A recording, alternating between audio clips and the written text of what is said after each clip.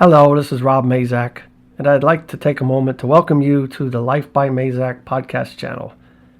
Here on this channel, anything is possible, any subject will and usually is discussed, and there's no telling how this message will unfold as we work through an idea, through an experience, or through a thought.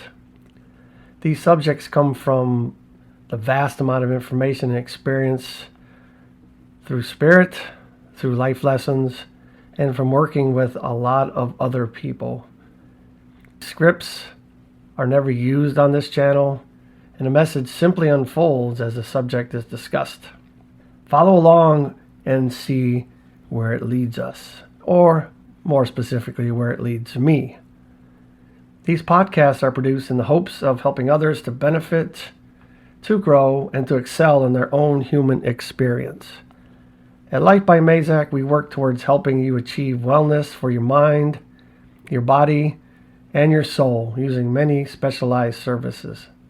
Services that include psychic medium and tarot readings, quantum healing hypnosis, past life regression, intuitive Reiki healing, life coaching, and many other services. If you enjoyed this podcast, please click the like button and share this with others. Our goal is to reach as many people as we can with the knowledge that is shared on this podcast channel. Hello, everyone. I wanted to talk about a very interesting and unique experience that I've had over the last couple of days, and it has to do with connecting with animals, domestic animals specifically, because I don't know if I've talked about this before in other podcasts. I probably have. However, for those that have not listened to others, animals, especially domestic animals, are generally in our lives to help us. Their goals are to help us and to take on the burdens that we bear, to try to take as much of the stressors and energetic issues that we go through and take them unto themselves, almost like a sacrificial lamb in a lot of ways. It sounds kind of bad, I know, but when you talk with animals like that and you really learn to converse with them, it is interesting the kind of conversations that you have and the things that you learn, the things that you hear. Obviously, it doesn't prove anything. There's no real way to prove what you hear from animals in a lot of ways. Yeah, I guess it depends on what you were trying to do, what the purpose of the conversation is.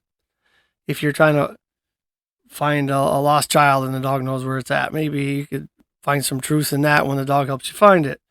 I get that. But when you're having conversations that are more metaphysically and spiritually aligned with domestic animals, it is very difficult to kind of convey any of that as truth or actuality. However, I have discovered over my time as a professional intuitive, in the time that I've actually put the work in and learned to communicate with beings, people, animals, plants, whatever, everything has energy. I suppose you could communicate with things. I haven't tried that yet, but it's not impossible because everything is energetic and basically everything is conscious in a lot of ways. I mean, that's what science community is beginning to point out. Once again, that seems very difficult to prove sometimes when you're talking about a car maybe being conscious. However, the point is that communicating with another being is really not horribly difficult. I think the hard part is that most people don't trust what they get, or they feel like they're making it up, and it feels like imagination and fairy tales and all those things when it really isn't. And I had to really work through those doubts and those concerns and learn to trust what I was getting and what I was hearing and what I was, allowing to come through. And so I wanted to kind of convey something that happened, like I said, the last couple of days. I was just minding my own business on Saturday, and I saw a Facebook Messenger message come through from somebody that was not on my contact list or a friend list. And they had mentioned that they had heard me speak about communicating with pets in some post or I had made a comment about it, she reached out and she was hoping to be able to have somebody communicate with her cat. And it was very interesting because at first I thought it was a scam because there's so many things like that come through every day, all the time, and it just seems like it never stops. So I almost blocked it, but then I'm like, the intuitive part of me kicked in and said, okay, let me give this a go. And this person was straight up honest and sincere.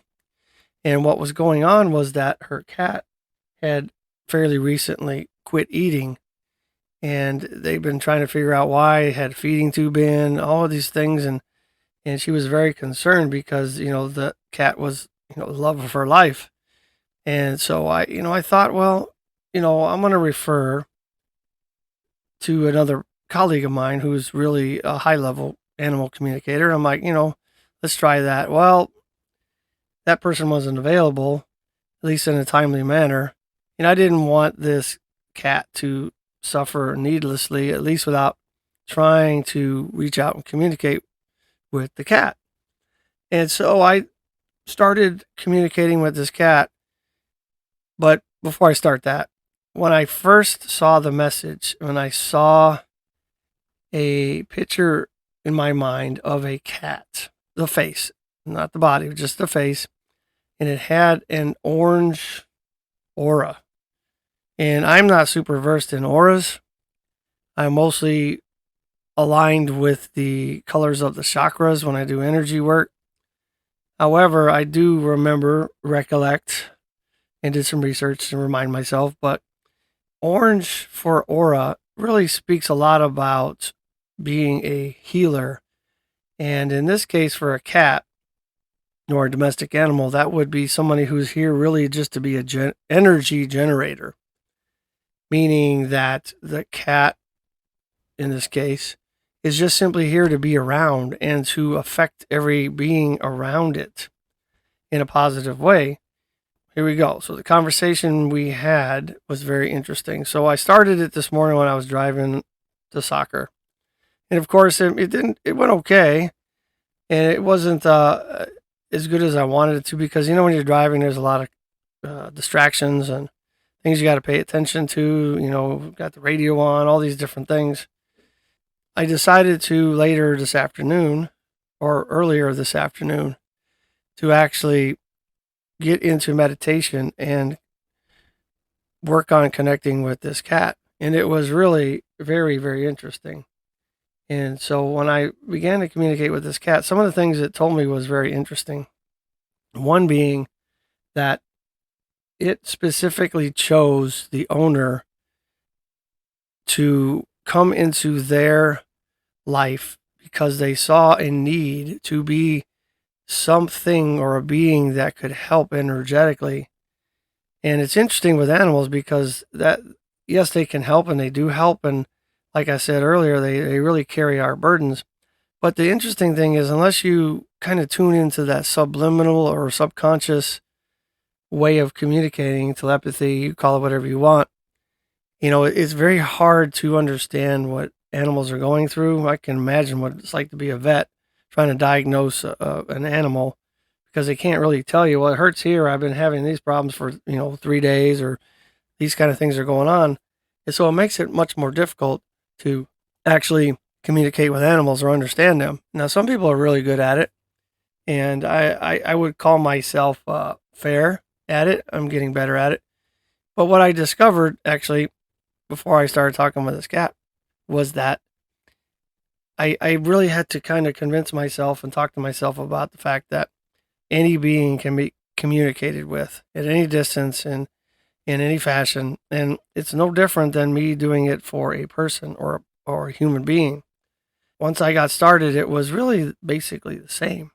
Distance really doesn't make a difference when it comes to energy or messaging, because we're really all kind of in this energetic soup, this medium of connection, this environment where everything is truly connected, and figuring out how to connect with specific people or hear messages or download messages or actually get information from this medium that we live in. It is very easy to do actually. Once you practice it and you get some validation and you get going with it, it's really kind of cool. And so distance, time, nothing matters, right? I've even communicated with what I feel like were beings on other planets. I can't prove that, of course, but in my mind it was reality. So I started talking with this cat, and once again, the cat said that the owner that it was with, I won't give the name, they were very specifically picked. And my understanding from my colleague who works with animals at a really high level says that that is what pretty much happens all the time when animal souls come in or when they decide to incarnate, that they pick their people. They specifically pick the person that they feel like they can come in to this incarnation and help that person. And so once again, that's what this cat did. And it said though that it's very, this is something I haven't heard before, but that this cat, this soul that came in as a cat, thought that it would be easier than it had become. It found that it was very hard, or a lot harder than it imagined it would be. And basically, what I got out of that was that this cat said, well, I'm just a very small being. And, when you're sending energy out all the time as an energy generator, and you're not being able to refill that, especially with domestic animals, how do you refill? How do you take care of yourself? How do you work out? How do you eat right? How do you pray? How do you do all these things that you would imagine humans could do? Can animals do that? I don't know. But it seems like they'd have less opportunities and less ability and less freedom to do those kind of things.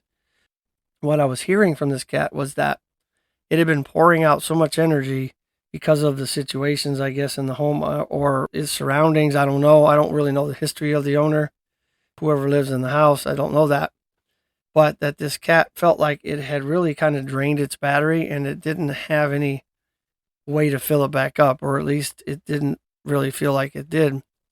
And so it was really getting worn out. And when I did a quote unquote cat scan, or the cat showed me around its body, it was showing me some interesting, very low level, insidious type issues with their gut, their abdomen, their intestines, things like that, that had begun to form. And so this caused this cat not to do one of its favorite things, and that's eat.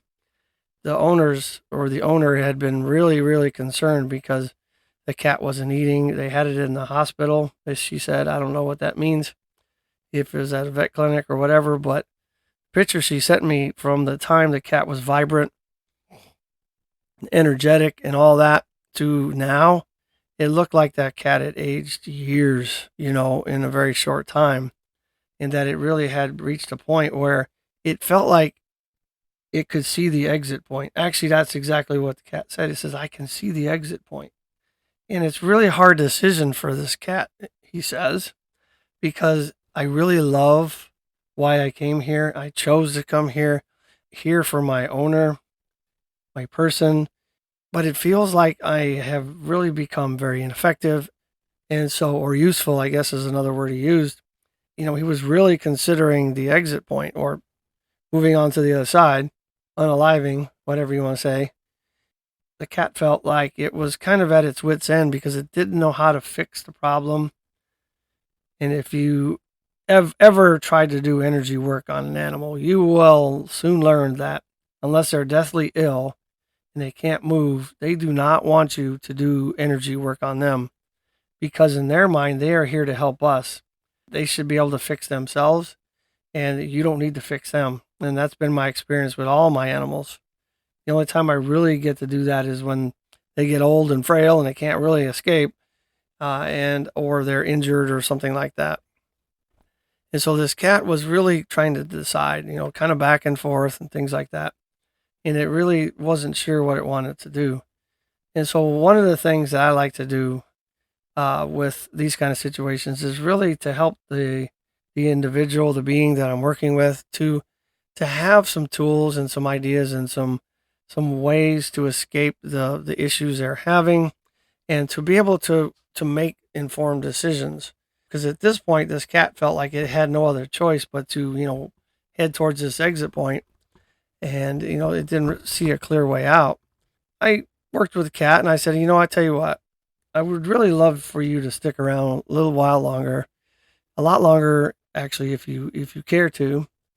But what we can do, I said, is let me work with the energy from God through myself and combining it with your energy, and let's now go after these things that are going on in your body, and not to remove them, but to dissipate them, to dissolve them, to actually get them to, I guess, diminish and go away, and to allow the cat to then be able to do some of its favorite things, run and play and eat. And when I talked to the owner later, by text anyway, she said that the cat loved play, very playful, very funny, very all over the place. And this was very disturbing for them to see. I spent some time working energetically with this cat. Basically, what I was trying to do, or facilitate rather, is to turn off the ability for this cat, at least for a while, to dish out or to give other people energy, to turn off that energy generation, allow the cat to heal and save some of the energy for itself. And at the same time, what I did, or was trying to do, facilitate, was to transfer over the energy from my solar plexus to the cat.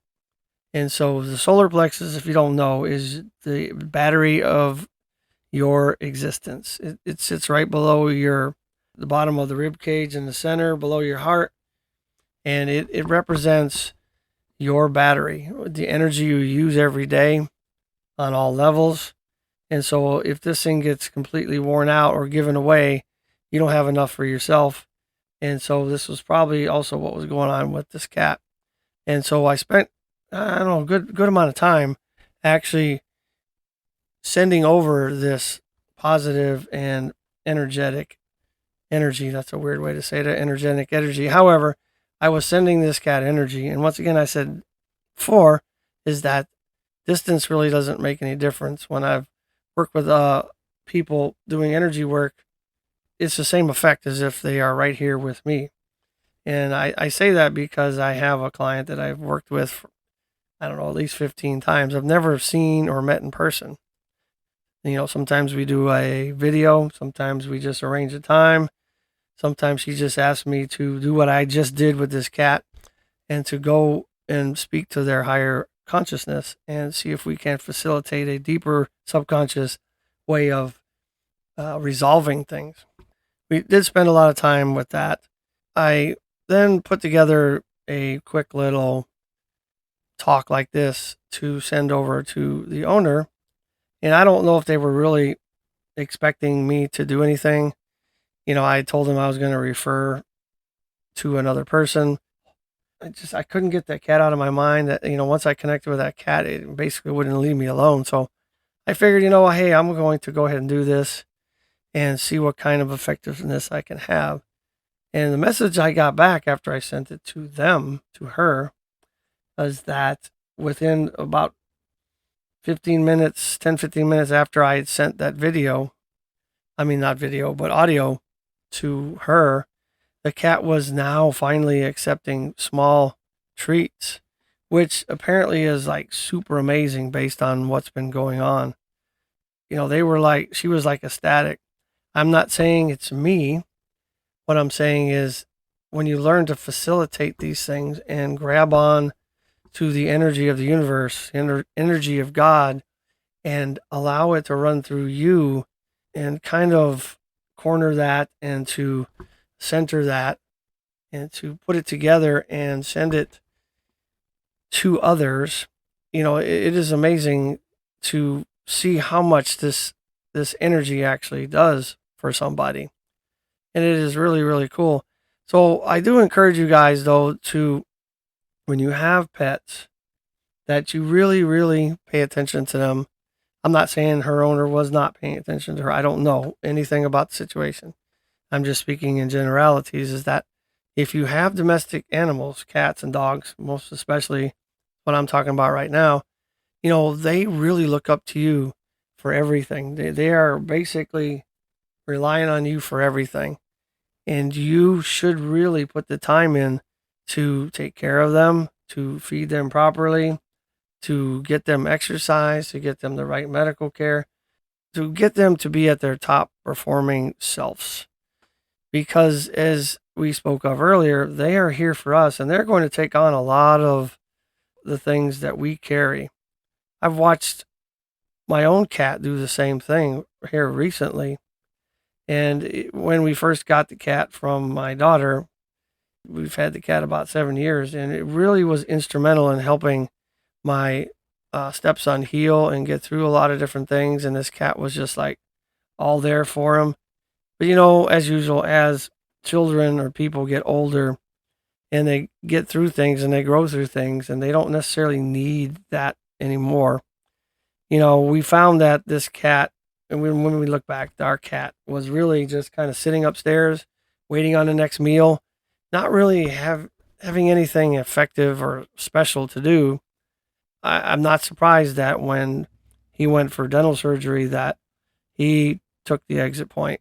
Woke up, meowed a couple times, and just went to the other side. When I communicated with the cat after, and my friend did, we both kind of came to the same conclusion that, the effectiveness and the usefulness of the reason the cat came here for was gone, and there was no real purpose. They were getting bored. It's almost like they were able to subconsciously, in a lot of ways, figure out a way to medically, physically find a way to check out. And so when we have animals, once again, you really must pay attention to them, because we have to figure out a way to kind of refill their battery, because if they're taking on our energy, there's got to be ways that you can help them, love on them, be with them, not just go to work, come home, throw a bowl of food on the floor, go watch TV and then don't do anything with them. Come on, we got to really take care of these animals because they take care of us. And I think we just need to really think about that. And I want to circle back for a second. I forgot about something that this cat actually said, which I've never heard before from any kind of reading or any kind of connection I've ever done with any being at all here. Is the cat did say that I should understand exactly how it feels. He says, because you and I come from the same source, the same place. And I'm like, okay, so why don't you explain what that means to me? She said, you've been told many times that you come from the angelic realm and that you come into incarnations every time to come here and simply exist and to be an energy generator and to help the energy of the planet. And of course, now with all this great shift that's happening, Kat was saying, I come from the same place. So we were like kindred souls. I just decided to come in as a cat. You generally come in as a human being. I'm like, oh, wow. Okay. I've never heard that before. I don't know how true that is, but it was very interesting to hear a cat tell me that.